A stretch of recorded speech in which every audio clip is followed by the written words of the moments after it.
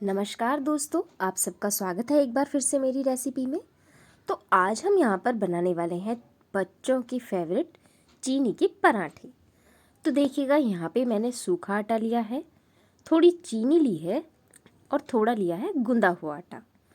तो हमें गूंदा आटा थोड़ा सॉफ्ट ही रखना है। और ये यहाँ पे हम ले लेते हैं देसी घी।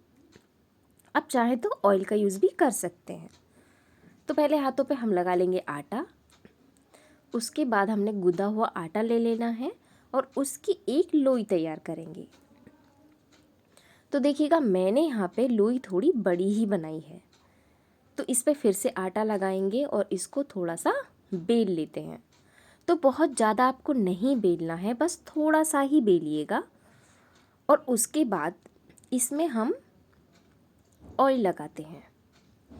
तो इसके ऊपर आप ऑयल लगाइएगा, घी कुछ भी आप यूज़ कर सकते हैं। और उसके बाद हम इसके ऊपर रखेंगे यहाँ पे चीनी। तो देखिएगा, अगर आप छोटा पराठा बना रहे हैं तो तब आप एक चीनी ही चम्मच लीजिएगा। मैंने यहाँ पे बड़ा बनाया है, इसलिए मैंने 2 चम्मच चीनी ली है। तो देखिएगा, सबसे पहले आपको आटा इस तरह से एक जगह समेट लेना है। और उसके बाद देखिएगा, इसको इस तरीके से बंद कीजिएगा। थोड़ा आटा लगा लेते हैं, चिपक रहा है। और ऊपर का जो एक्स्ट्रा आटा होगा आप उसको हटा दीजिएगा।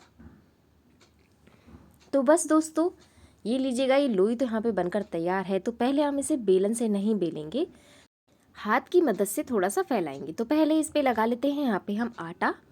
और उसके बाद देखिएगा, आप इसको इस तरीके से भी थोड़ा सा फैला सकते हैं हाथों की मदद से। बहुत ही हल्के हल्के हाथों से आपको इसको फैलाना है।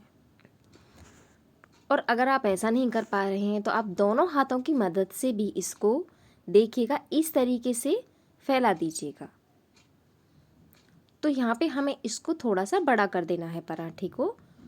और अब हम इसको बेलेंगे।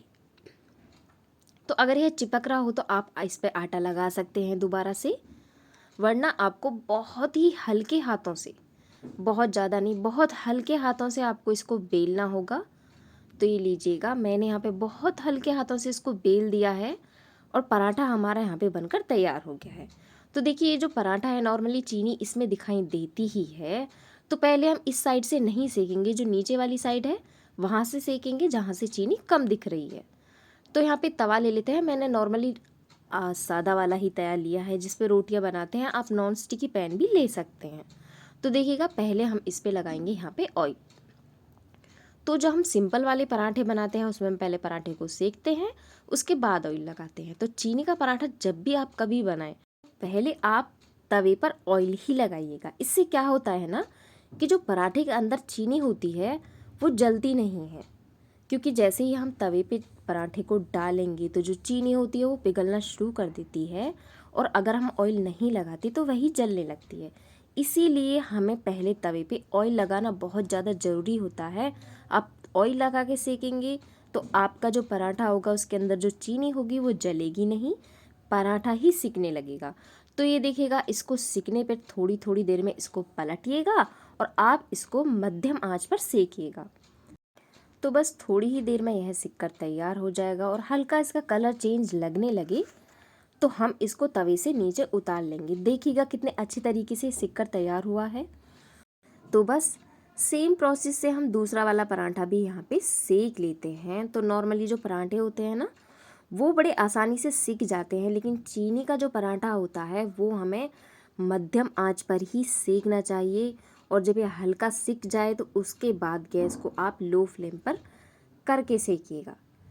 इससे क्या होता है ना, पराठा जो होता है अगर बच्चे ताज़ा ताज़ा खा रहे हैं तो बहुत ही ज़्यादा क्रिस्पी सिकता है। तो देखिएगा, यहाँ पे पराठा जो तो बनकर बिल्कुल तैयार हो गया है फ्रेंड्स।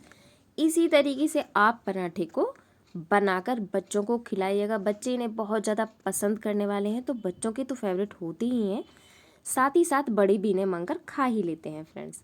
तो चलिए फ्रेंड्स, अब देखिएगा यहाँ पे ये बनकर तैयार हो गए हैं। तो अब हम मिलते हैं नेक्स्ट वीडियो में एक और नई रेसिपी के साथ। और आप यह स्वीट सा, यमी सा, टेस्टी सा पराठा ज़रूर बना के खाइएगा दोस्तों।